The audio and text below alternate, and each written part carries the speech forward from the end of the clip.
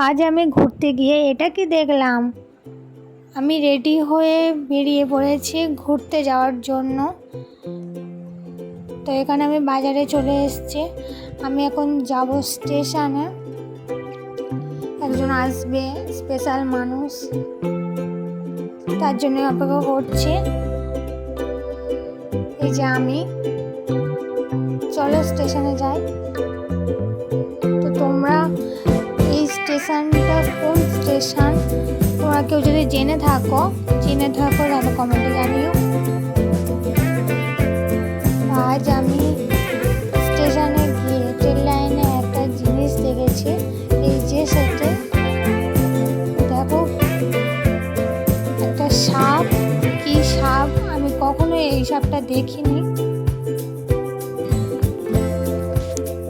সাপটাকে কেমন দেখতে দেখো, আমি এত সাপ দেখেছি কিন্তু এই সাপটাকে আমি কখনোই দেখিনি। পুরো গা কালো আর পেটের ধারে সাদা, তোমরা দেখতেই পাচ্ছ। তোমরা যদি জেনে থাকো এই সাপটা কি সাপ তাহলে কমেন্টে জানিও।